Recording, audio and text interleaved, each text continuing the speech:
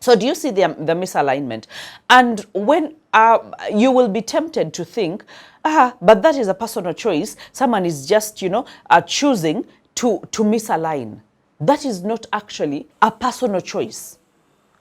We have fallen into the trap of constant movement. We have fallen into the trap of constant hurry. We have fallen into the trap of constant worry. And this is actually happening to everyone. So no one starts a day and says, you know what? I'm going to spend the whole day playing games on my phone. I'm going to spend the whole day looking for drama. No one does that. We all start our days knowing I am going to nail it. I'm going to do something. But what we do is we slide off, and we allow ourselves to slide off because we do not focus on what matters.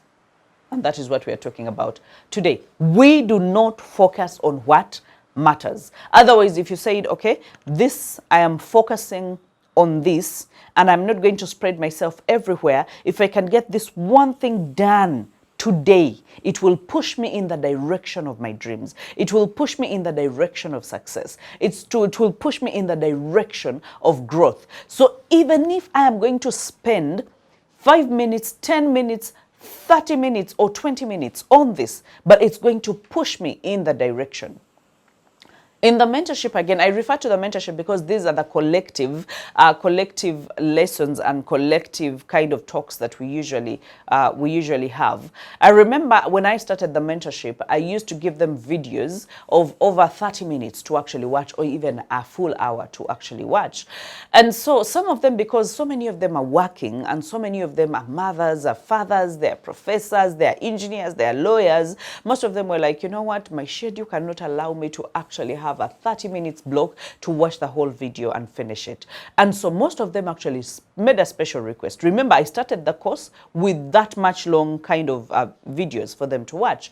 And they told me, no, we want bite-sized videos, 5 minutes at most, 7 minutes or 10 minutes, where I know I can laser focus on that video, draw all the meaning and draw all the usefulness out of that video. And then next time I move on to another video. But it's so easy for me to focus, and it made a lot of meaning. I was like, you know what? Immediately I'm starting to shoot. I will reduce the content, the course content, to 5 minutes and 10 minutes and 7 minutes. And it worked wonders because they decided and they took their own growth into their own hands and decided, I need to be able to focus on what matters. Watching these videos actually matters. So if I have 100 videos or 50 videos, I might as well break them down in chunks of 5 minutes or 7 minutes or 10 minutes and be able to watch it at a go, finish it, and then move on to the next thing, do other things, and then program another time and be able to actually do this. So the misalignment is very real, and I just don't want us to go with the flow. No, don't be the go with the flow kind of guy. No, I want you to be able to manage your focus. And this means speaking to your mind, and this means you putting your mind to focus forcefully on something and say, I must make this call. And sometimes, have you ever seen that we procrastinate on things that are really important? The things that matter most, we procrastinate on them. You're supposed to make that call to that client.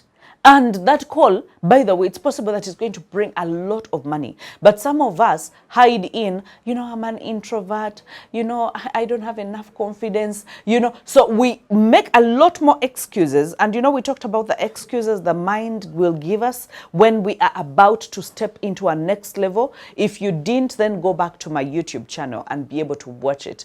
The excuses your mind will create and convince you about when you're just about to step into the next level. And some of them will be, I'm an introvert. Some of them will be, I have failed so many times, so I don't know why I should be able to do this thing. Some of them will be like, you know what, I've made so many of these sales calls, but no one is giving me business, so I might as well just leave them.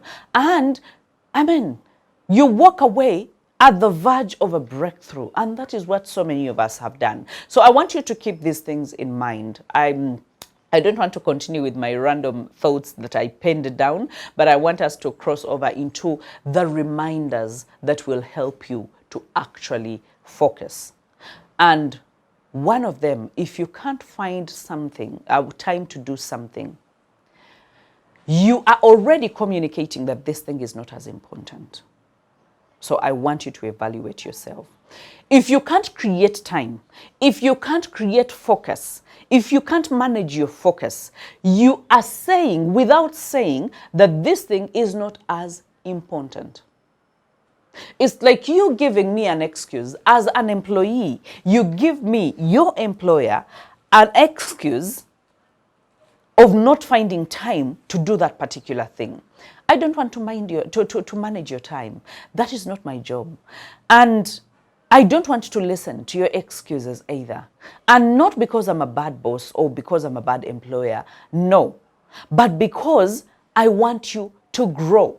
If I am concerned about your growth, I am not going to be concerned about your growth by pampering you, but by letting you off the hook, by agreeing and listening to your excuses and saying, oh, it's going to be okay. You know, that is where we say, that boss is good. No, then that boss is not concerned about your growth. I want to set your pace. I want you to set your own pace to the extent that when you eventually leave me or outgrow me, because you are going to outgrow me as an employee, when you eventually go to another working arena, you will be on your A game. And they will say, wow, we've never had anyone as productive as you are. And then you will look back and say, wow, I had my former employer was one who did not agree to excuses, was one who did not want to manage my time and my focus, and they actually taught me and demanded of me to actually manage my time and my focus. Okay, so because when you come to me with that excuse of I didn't have enough time, that means you are saying my work is not important. So if my work is not important, you might as well find something else to do. So now take it back to yourself. What are you not doing that is supposed to be done? And you are saying, oh, it's important, I must be able to do it, but I don't have time to do it. You are only saying it's not important. So your mouth is saying it's important, but your actions are saying it's not important. It's like you saying, oh, that this relationship is the most important. You know, I love my wife so much. Oh, I love my husband so much. But you cannot make time for your husband. Then your husband is not on your priority list. They are not any important. And you are actually thinking they are the least important thing in your life. So your mouth can't be saying one thing and your actions are doing something different. I want you to live in alignment. And that is where you are able to focus on what really matters. Remember, make the list of things that matter.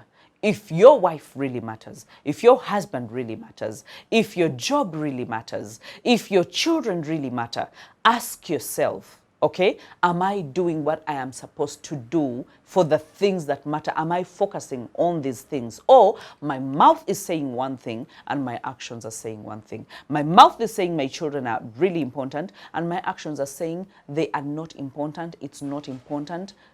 It's not even anywhere on my priority list. So I want to let that sink in your mind, and I want you to be able to figure out what matters. And I want us to figure out how to manage that focus. And I want us to figure out how to be effective. We're still on this journey together. I'm not leaving you behind. And while I'm doing this, I'm also learning and growing. So let's grow together. Don't go away.